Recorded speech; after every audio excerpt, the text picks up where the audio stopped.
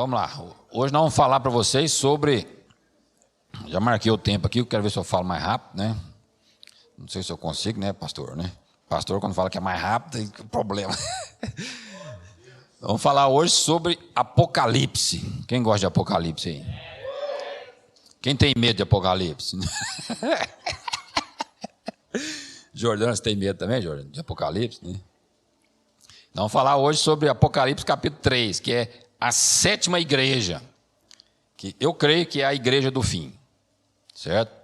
Mas não se assuste, né? Não é para se assustar, né? É simplesmente para você sentir assim, um despertar de Deus, para a gente entender os tempos, certo? Nós temos que ter discernimento dos tempos. O que está acontecendo nesse tempo atual? Eu não vou entrar muito em detalhe, né, sobre as questões desse tempo, mas eu vou ler muito no texto aqui, certo? Então, a sétima igreja é a igreja do fim. Qual igreja que é essa? Laodiceia. Apocalipse 3, de 14 a 19. Daqui a pouco nós vamos entrar lá, né? Então, nós vamos entender um pouco a quem foi dirigida essa carta que estava lá endereçada à igreja de Laodiceia, certo? Olha só, vamos mais uma tela aqui, né? Na próxima, vou mostrar um mapinha, só para a gente contextualizar e entender um pouco. Sumiu o mapinha? Cadê? Está aqui, né? Então, olha só, tem aí Patmos, essa Patmos aí é uma ilha, né? Não tem nada a ver com a história aqui não, né? Mas estava nesse mapinha, ficou aí, né? Mas mostra aqui embaixo, Éfeso, vocês estão vendo? Éfeso, Esmirna, né? Então, olha só, Éfeso tem a primeira carta, a carta à igreja de Éfeso. Está lá em Apocalipse, capítulo 1, capítulo 2. Depois tem a igreja de Esmirna. A igreja de Esmirna diz que eles iam sofrer muito por 10 dias, né? E realmente houve, na história, 10 anos de grande perseguição, certo? Depois tem a igreja de Pérgamo. Todas essas igrejas aqui, você vê que elas estão todas perto, né? Todas essas cidades. E fica ali hoje, no país chamado Turquia, que é na Ásia Menor, certo? Aí depois tem Tiatira, Sardes, Filadélfia e Laodiceia. Laodiceia é a sétima igreja, certo? É a última das 7 igrejas do Apocalipse, certo? Então, olha só, para quem e para que época foram escritas essas cartas, todas essas 7 cartas, né? Nós entendemos, e pela palavra, vamos ler um versículo daqui a pouco aqui também, que essas cartas foram escritas tanto para aquela igreja local naquele momento, ou seja, essa carta de Éfeso foi escrita para a igreja de Éfeso. A carta a Esmirna foi escrita para aquela igreja lá naquele momento, né? Tanto é que em Esmirna tinha um bispo lá que chamava Bispo Policarpo, pastor daquela igreja, né? Que ele passou por aquela perseguição e ele foi um mártir. Ele morreu por amor ao evangelho naquela cidade, certo? Então, essa palavra, essa carta foi escrita para a igreja daquela época, mas para a igreja do futuro também, certo? Então, olha só, em Apocalipse 1,19, ele fala assim, ó, portanto, escreve sobre tudo o que tens visto, tanto os eventos que se referem ao presente, como aqueles que se sucederão depois desses. Ou seja, esse texto aqui está falando que as 7 igrejas funcionavam, é o que eu acabei de falar agora, né? Essa profecia, né? Essa carta, era tanto para aquela igreja naquele momento, quanto para uma igreja representada no tempo. Por exemplo, aquela igreja de Esmirna foi do ano 167 até um outro tempo. Aí depois teve outra igreja lá que foi do ano 300, entendeu? Cada igreja dessas 7 tem o seu momento, naquele momento presente ali, e tem também o seu momento no futuro, certo? Tanto os eventos que se referem ao presente, como aqueles que sucederão depois desses. Então, antes de falar sobre isso, o texto de Apocalipse explica, certo? A própria Bíblia explica a Bíblia. Amém? Podemos ir para frente, né? Então, hoje, nós estamos no futuro. certo? Nós estamos no futuro em relação ao momento que a carta foi escrita. O momento em que João, lá na ilha de Patmos, recebeu a revelação, escreveu cada uma dessas 7 cartas, as 7 igrejas, certo? E nós entendemos que nós estamos no tempo da igreja de Laodiceia, certo? A 7ª igreja. Então vamos lá, vamos ler a carta, né? Apocalipse 3, versículo 14. Ele começa assim, ó: ao anjo em Laodiceia escreve. O anjo aqui é um mensageiro. Ele não está falando aqui sobre um anjo que veio do céu, não. Ele está falando aqui sobre o pastor daquela igreja. Está falando sobre o bispo ali daquela igreja, né? Como eu falei para vocês, tinha Policarpo lá de Esmirna, né? Então ele está falando aqui também sobre o bispo da igreja em Laodiceia. Assim declara o Amém, a testemunha fiel e verdadeira, o soberano da criação de Deus. Olha só como que ele se apresenta, né? Podia se apresentar simplesmente dizendo assim, ó, eu sou Jesus. Mas não, ele fala assim, ó, eu sou o Amém.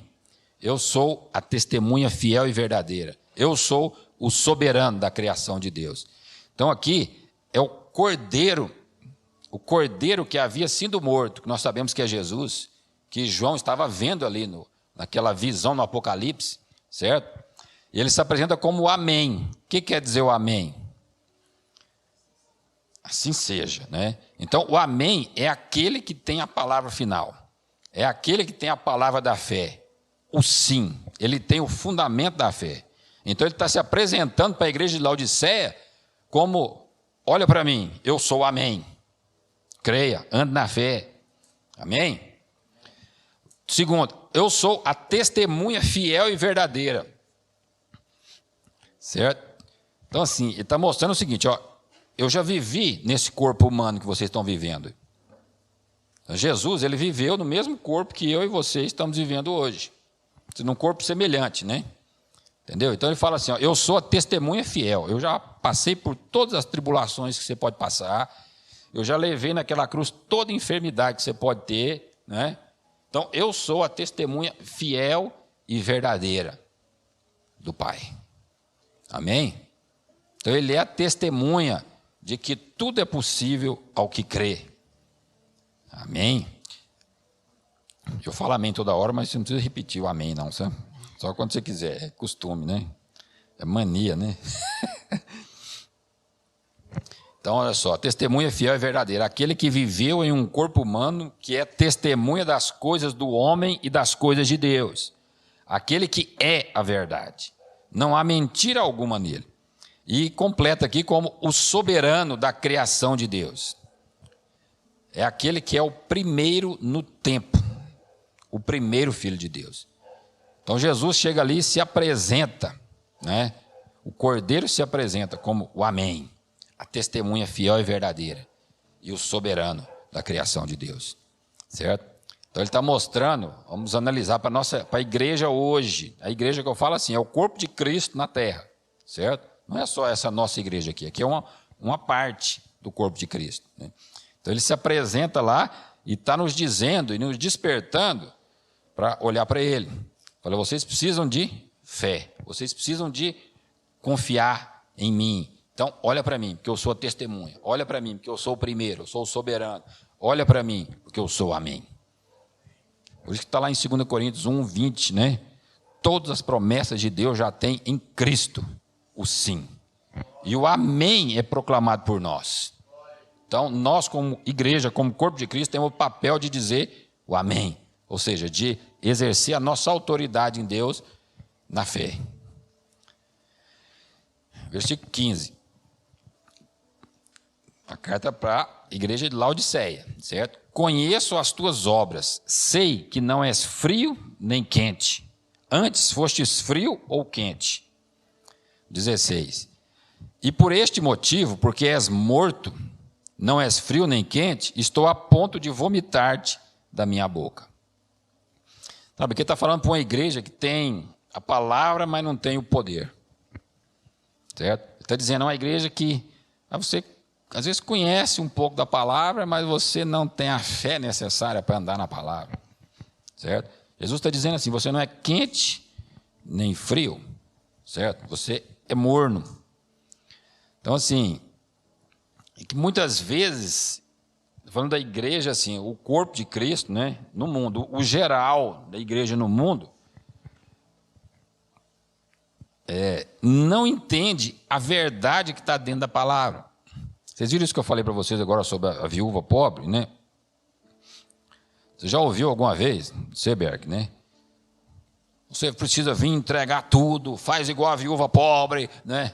Ou seja, Jesus estava ensinando o contrário, né? E muitas vezes as pessoas estão ensinando nas igrejas, ó, vem cá e faz isso aqui, né? E Jesus estava combatendo aquilo, está dizendo, ó, está errado, a viúva pobre precisa ser ajudada, certo? Você precisa ter um coração generoso para que a viúva pobre não precisa vir aqui entregar tudo que ela tem e vai lá passar fome. Esse não é o papel da igreja. O papel da igreja precisa entender a verdade que está dentro da palavra e andar em amor e generosidade. Amém? Né? Quando eu falo amém, levanta a mão, você fala amém também, né? Se eu não levantar a mão é só porque é mania, né? Então, olha só, quando ele fala da igreja que não é fria nem quente, ele está falando sobre uma igreja que não tem uma profundidade no conhecimento de Deus e no exercício da fé. Sabe aquela... Igrejas são pessoas, né? Somos nós. Igreja não é o lugar, né? A igreja só foi ter lugares, né? Quando surgiu, quando Jesus criou a sua igreja, o Espírito Santo veio, né? Levou 300 anos para ter um lugar para ele se reunir. Ele só reunia nas casas, só reunia lá no pátio do templo, né? Debaixo da árvore, né? Depois de 300 anos é que teve uns lugares mais confortáveis, igual nós estamos tendo aqui, com ar-condicionado, né? Com a luzinha, coloridinho, um banquinho para sentar, né? Amém? E assim, e nós não podemos levar a nossa vida cristã de qualquer jeito. Ou melhor, né? Nós não podemos levar a vida cristã morno. De um jeito que agrada a nossa carne. Ou seja, do nosso jeito.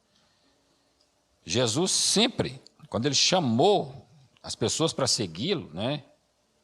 Ele falou assim, ó, você siga-me. Certo? A pessoa deixava tudo e seguia Jesus. Ou seja, ele deixava a sua própria vontade, deixava os seus próprios planos e seguia Jesus. Amém? Ou seja, o chamado para nós hoje é o mesmo. Seguir a Jesus, seguir a vontade dele e abrir mão da nossa própria vontade. Quando você abre mão da sua própria vontade e decide seguir a vontade do Senhor, você se torna quente. Aí você não é mais morno nem frio. Esse morno e frio que às vezes fala, Senhor, eu vou seguir a tua vontade.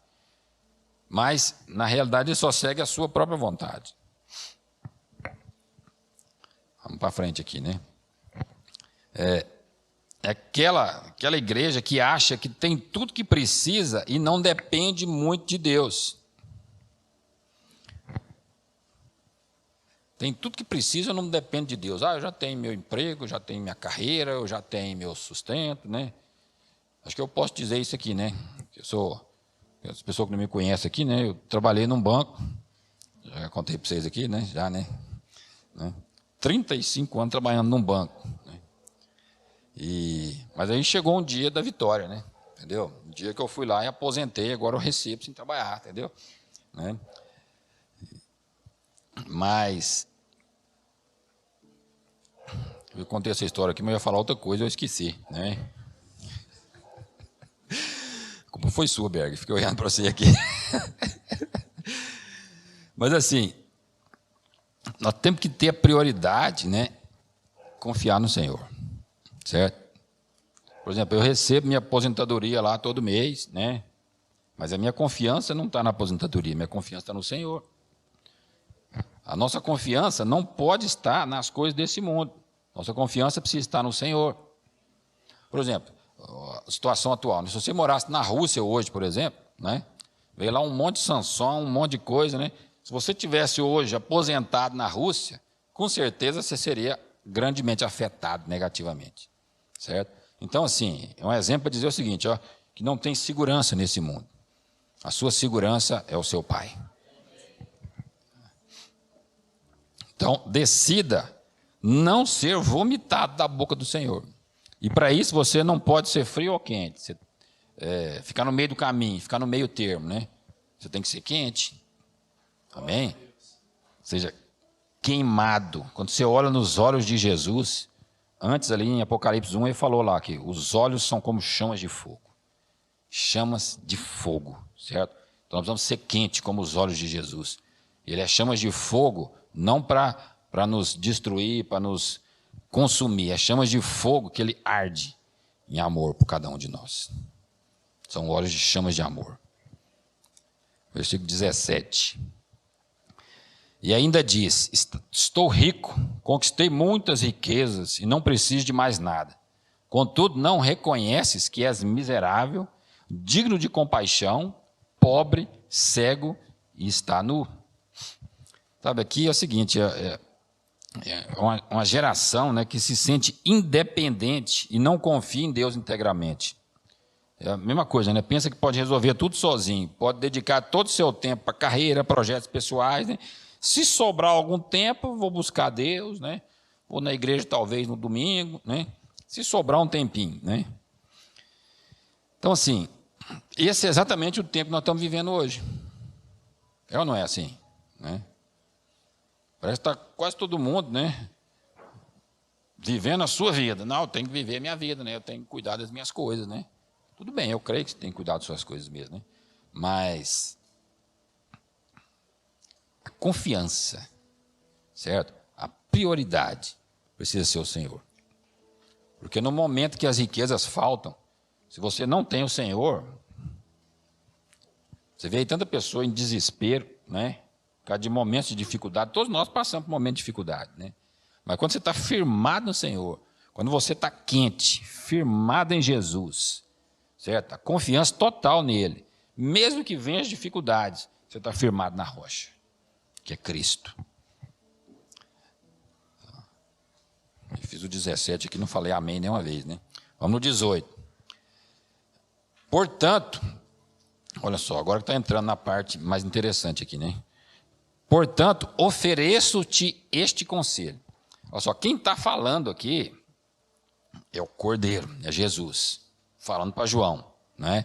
Falando, escreve para essa igreja. Ele está falando para a igreja de Laodiceia, que eu entendo, ou seja, grande parte das pessoas que leem a Bíblia, estudam a Bíblia, entendem também que é a igreja desse nosso tempo hoje. Então, a igreja somos nós, então está falando para mim e para você, certo? Portanto, ofereço-te este conselho. Um conselho do Cordeiro ressuscitado, certo? Um conselho do Cordeiro que está glorificado ao lado do Pai. É uma decisão que nós precisamos tomar. Eu vou seguir o conselho do Cordeiro de Deus? Vou seguir o conselho de Jesus? Ou eu vou seguir o meu próprio conselho? Certo? Então, olha só. Portanto, ofereço-te este conselho. Ele não está obrigando ninguém. Ele está dizendo assim, estou te dando um conselho. Certo? Estou te dando um conselho. E ele vem o conselho. Olha só qual é o conselho que Jesus dá. Adquire de mim ouro refinado no fogo, a fim de que te enriqueças. Roupas brancas, para que possas cobrir tua vergonhosa nudez. E compra o melhor colírio, para que, ao ungir os teus olhos, possas enxergar claramente. Certo? Então, assim, nós estamos ouvindo o conselho de Jesus, e nós não podemos desprezar o conselho dele. Ele está falando para a igreja, para as pessoas de uma geração que se acha rica, e ele fala, vocês pensam que são ricos, mas são pobres. Certo? Por quê? Porque Jesus ele não está falando sobre questões naturais, está falando sobre questões espirituais. Ele está dizendo o seguinte, a verdadeira riqueza é no Espírito. Esse nosso corpo, essa nossa vida aqui na Terra, ela dura aí quanto? 80, 90, né? Que tinha um velho aí que estava com 121 anos, você viu essa história, né? Mas eu olhei na cara dele lá e falei, não tem 121 não, sabe? Mas assim, 80, 90, 100, né? Um cara bem saudável, entendeu? E a eternidade? Certo? Jesus estava dizendo o seguinte, ó, vocês estão olhando só para esse tempo curto, presente, e não estão percebendo toda a eternidade que você tem pela frente. Então, quer ser rico? Coloque os teus olhos, coloque as suas prioridades naquilo que é eterno. Naquilo que é eterno. Certo? Interessante que é o seguinte, aqui fala assim, ó, adquire de mim ouro refinado no fogo. Outra tradução, essa aqui é King James, né? Outra tradução fala assim, ó, compre de mim ouro refinado no fogo. Certo? Que está dizendo o seguinte, que tem um preço a ser pago. Um preço para ser pago para o crescimento, para a maturidade e para a santificação. Olha só, para a gente ser salvo, para nós nascermos de novo, não tem preço a ser pago. Jesus pagou todo o preço na cruz. Então nós entramos, nós somos salvos, nos tornamos filhos de Deus pela fé em Jesus. Pela fé no que Ele fez. Então assim, é pela graça, é um favor imerecido. Então nós cremos, né? Nós abrimos uma porta, que é a porta da graça. E essa chave dessa porta é a fé. Então nós abrimos a porta e entramos na família de Deus. Certo? Você já entrou na família de Deus? Já nasceu de novo, né? E aí quando nós entramos na família de Deus, ou seja, eu entrei cadê o Gabrielzinho, né? Gabrielzinho agora entrou na casa do Mateus e da Thaís, não foi? Ele vai ter que submeter as regras de vocês, não é assim? Vai ter que obedecer o pai, vai ter que obedecer a mãe, não é? Então, quando nós nascemos de novo, nós entramos na família de Deus. E aí, nós temos que pagar o preço da obediência. Nós temos que pagar o preço de conhecer intimamente quem é o nosso pai. Entendeu? Então, quando ele fala aqui, compre de mim ouro refinado no fogo, ele está falando assim, ó, você entrou na família, entrou de graça. Foi favor total. Jesus veio e fez a obra completa na cruz do Calvário. E agora você tem a graça de Deus, que agora é a força para você andar em vitória. Amém? Então, assim, depois que nós nascemos de novo, tem um preço a ser pago para crescer e adquirir maturidade em Deus. Quando eu falo crescer, eu estou falando crescer espiritualmente, né?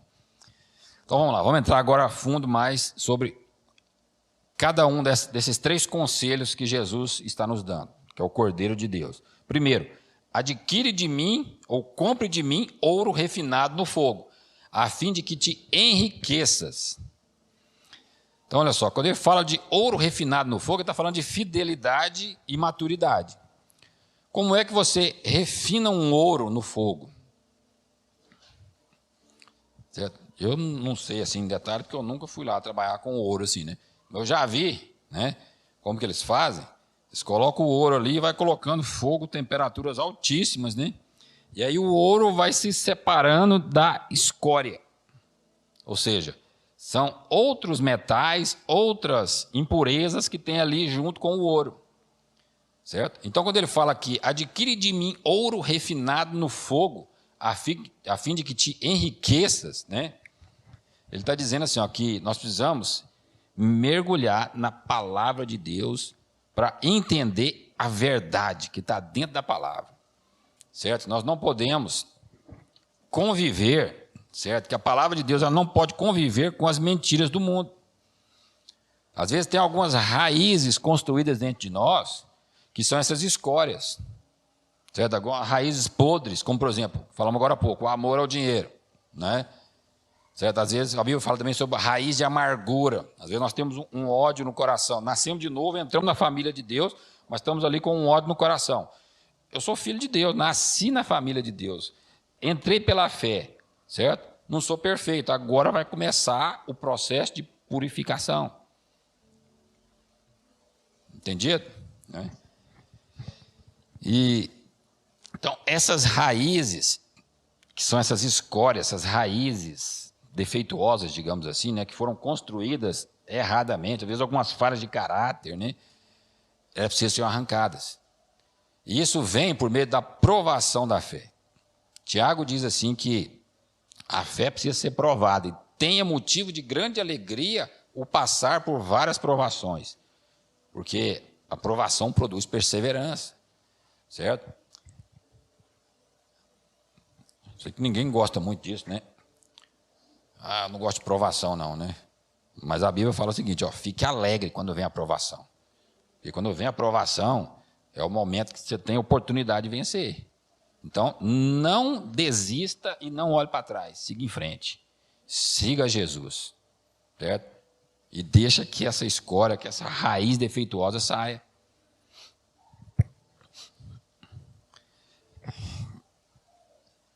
Você não pode crer em parte. Toda a contaminação da palavra precisa ser excluída. E o processo é o fogo, a provação, o refinamento da fé. Toda a fé precisa ser provada. Sem crescimento espiritual e maturidade, não há refinamento. Então, o conselho do Cordeiro de Deus, de Jesus, aquele que foi morto na cruz, para você hoje, é para você trabalhar a sua fé. É refinar a sua fé por meio do crescimento em Deus e no relacionamento com o Senhor. Amém? Ah, pastor, mas como que eu faço isso, né? Vai para a Bíblia, começa a ler a Bíblia, começa a meditar na palavra de Deus, né? Não entendeu? Fala, Espírito Santo, me ensina. O que é isso, né? Não entendeu ainda, né? Pergunta para alguém, entendeu? Tenha um discipulador, alguém que vai te orientando, né? E vai crescendo em Deus. Mas para crescer em Deus, você precisa se alimentar e ter firmeza. Você se alimenta da palavra. E quanto mais você se alimenta da palavra, mais firme você fica, espiritualmente. 2, roupas brancas, ou seja, compre um ouro refinado pelo fogo e compre roupas brancas, para que possas cobrir tua vergonhosa nudez. Então aqui ele está falando sobre santidade, certo? O primeiro lá, do ouro refinado no fogo, ele estava falando sobre...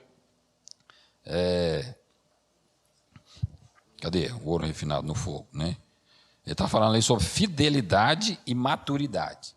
E agora está falando sobre santidade. Que sem santificação, está lá em Hebreus, né? Sem santificação ninguém verá o Senhor. Certo? Então, quando ele fala compre roupas brancas, ele está falando aqui sobre uma batalha que nós temos contra o pecado. Certo? Nós precisamos vencer o pecado. E em Romanos 6,14 diz que o pecado não terá domínio sobre vós. O pecado, então, ele não tem mais domínio. O pecado ele foi destruído na cruz. Mas quando ele fala que o pecado não tem domínio sobre vós, ele não está falando sobre uma atitude errada, simplesmente. Ele está falando assim sobre a natureza de pecado, que não tem mais domínio sobre vocês. Então, quem nasceu de novo, recebeu uma nova natureza de Deus. Então, você não é mais dominado por aquela natureza antiga. Agora você tem a natureza de Deus e é a força que nós temos para vencer o pecado. Amém? Então o conselho do mestre é o seguinte, ó. Nós precisamos batalhar por nossa santidade. Não aceite como normal as coisas pecaminosas. O pecado foi vencido por Jesus na cruz. Não faz mais parte da nossa nova natureza. E então, agora é possível eliminá-lo de nossas vidas. Temos uma nova natureza de justiça e santidade. Lá em 2 Coríntios 5, 21, fala que nós somos agora a justiça de Deus em Cristo. Ou seja, fomos feitos justos por Jesus. Não porque nós nos comportamos certinho, né? Ele primeiro nos fez justos. Nos deu a condição de ser justos. Para depois dizer para nós assim, agora caminhe na justiça. Caminhe em santidade. É confiança, né? É igual a confiança que ele fez para vocês, né? Deu uma criancinha dessa, imagina, né? Confiança, né? Cuida aí do meu garotinho, né? É isso que o Senhor fez. Então temos uma natureza de justiça e santidade. E o pecado está incompatível com quem nós nos tornamos. Então assim, o conselho do mestre aqui, de Jesus, é o seguinte, livre-se do pecado. Livremo-nos do pecado, lute contra ele, batalhe e nunca tente justificar o pecado pela palavra de Deus. Nunca tente mudar a palavra para aceitar ou validar o pecado. Isso aqui tem sido muito normal hoje em dia, né?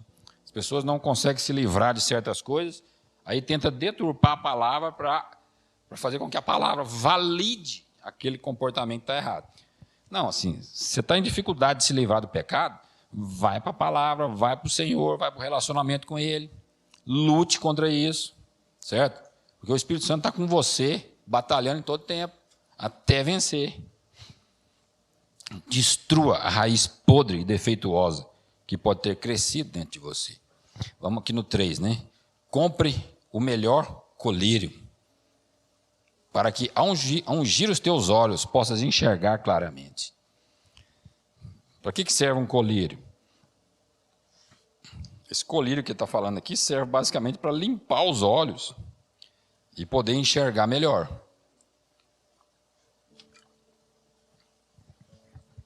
Só que olha só, Jesus, ele não está falando no natural. Ele não está falando para você levantar seu olho, né, e colocar um colíriozinho aqui, né? Ele está falando assim, espiritualmente. Falando assim, os seus olhos espirituais precisam ser limpos. Certo? Ou seja, você precisa de revelação do céu. Então, comprar colírio para que, ao ungir os teus olhos, possas enxergar claramente, ele está falando assim, ó, aqui é revelação. Esse colírio é o Espírito Santo que vai trazer essa revelação para você. E quando ele fala em compra, ele não está falando, você vai receber aí de graça totalmente. Ele falou assim, compra, né? Porque para receber a revelação, você precisa de pagar um preço de entrega. Entrega, mais uma vez, é a mesma coisa, né? De ir para a palavra de Deus, ler a palavra, meditar na palavra e esperar no Senhor para que Ele entregue a revelação. Senhor, o que o Senhor quer dizer com isso aqui? O que o Senhor quer falar comigo sobre isso? Né? Certo? Assim, se a gente nunca abre a Bíblia, se a gente nunca lê a Bíblia, né? Vou dizer para você que dificilmente, ou quase impossível, você receber uma revelação de Deus. Certo? Por isso que ele fala assim, ó, compre o melhor colírio. A gente precisa mergulhar, né? E eu, graças a Deus, desde pequenininho, né? Eu me lembro quando eu era criancinha, já faz muito tempo, né? Faz tempo, né? Desde quando eu era criancinha, me lembro até hoje, né? Eu e meus 2 irmãos, eu era o mais velho, né? Mas assim, a diferença de mim para o meu irmão, né, é 11 meses. Né? Então, fica um mês no ano, né? Eu faço aniversário em fevereiro, ele faz em janeiro. Eu faço 23 de fevereiro, ele faz 23 de janeiro. Né? Então, quando chega no dia 23 de janeiro, né, eu vou lá e falo para ele assim, rapaz, você tem a mesma idade que eu, né? Mesma idade, né? Por que você chama eu de velho, né? Você tem a mesma idade que eu, né? E nós temos a mesma idade.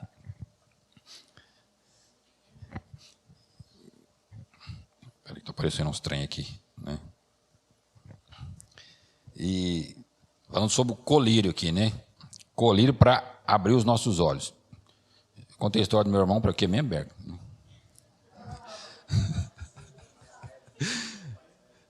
O irmão mais velho, né? Se eu for distrair o assunto... Hã? Ah, pequeno.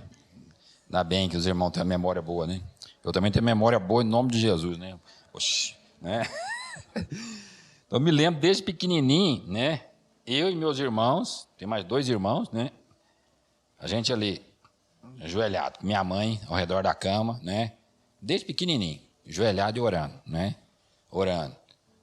Assim, eu sei que eu orava uns 2 minutinhos, dormia, né?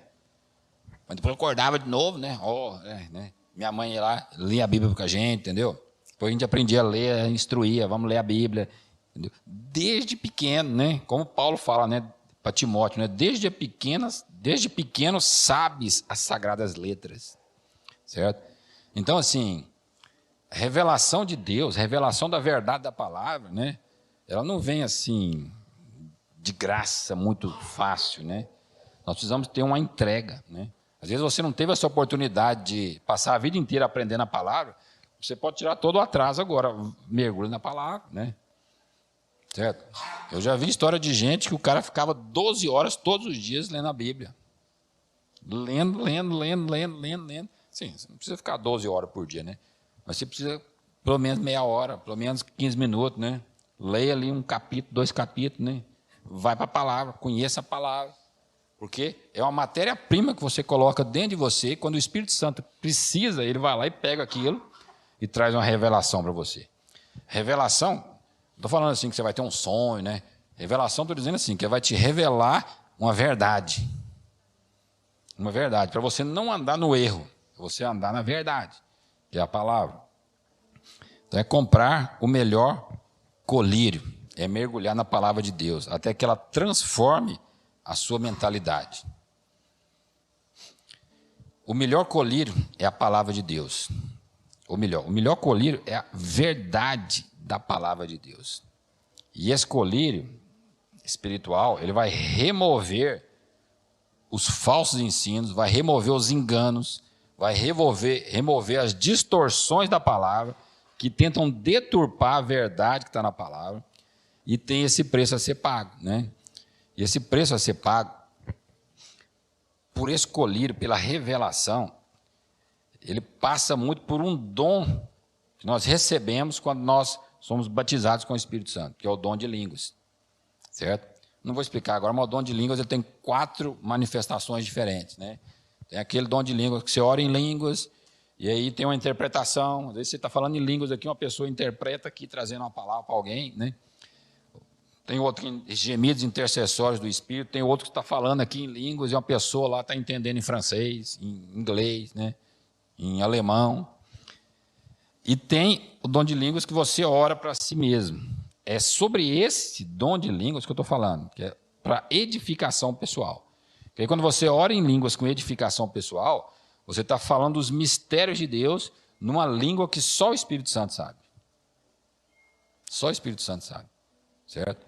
Isso foi um meio que Deus encontrou de nos fazer o nosso homem interior, quando nós nascemos de novo, né?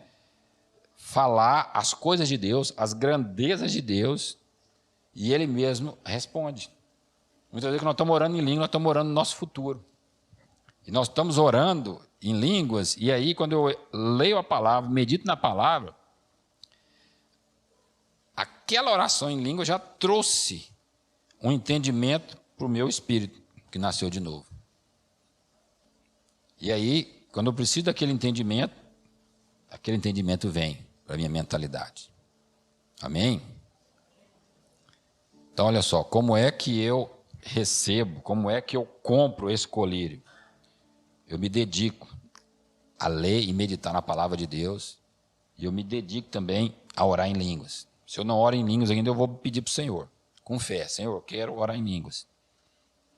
E Ele vai entregar para você gratuitamente. Amém? Para a gente terminar aqui. Eu repreendo e corrijo a todos quantos amo. Sê, pois, diligente e arrepende-te. Repreendo e corrijo, ou seja, quando ele está escrevendo a carta, ele já está repreendendo e já está corrigindo, certo? Disciplina. Muita gente pensa, algumas pessoas pensam assim: não, ele trouxe essa doença, né? É uma disciplina de Deus. Fala, Deus não disciplina ninguém com doença. Porque Jesus foi na cruz e Ele levou sobre si todas as enfermidades, e diz lá que carregou com as doenças. Então, não faz sentido Ele ir na cruz e desfazer a doença, e depois Ele vem e coloca a doença. Qual o sentido disso, né?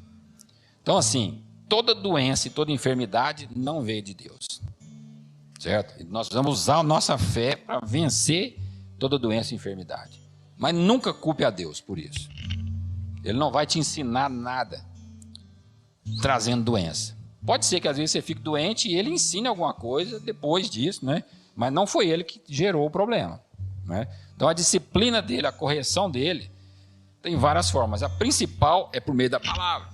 Por exemplo, hoje eu estou falando com você aqui, você pode perceber algumas vezes que é uma repreensão e uma correção de Deus, uma disciplina de Deus, certo? Tem alguns pontos para um, outros pontos para outro, né? Mas a repreensão e a correção de Deus são atitudes de amor, sabe? São atitudes de um pai amoroso, né? O Mateus e a Thaís vão corrigir muito o Gabriel, não é? O Gabriel, ele não nasceu sabendo como se comporta, né? Ele manda fazer um negócio, ele vai fazer outra coisa, né? Aí você pega ele, traz, pega ele, traz. Na hora tem que corrigir, não tem? O nosso pai também nos corrige, certo? Mas você vai corrigir com ódio, vai colocar doença. Vou colocar agora vou dar uma injeçãozinha nele aqui para colocar doença nele, para ele aprender. Faz sentido? Então você tem um pai de amor. Ele sempre vai te corrigir em amor. Então aceite a correção dele em amor. Certo? E ele fala aqui ainda, ó, repreendo e corrijo todos que amam. Sê, pois, diligente. Diligente. O que é ser diligente?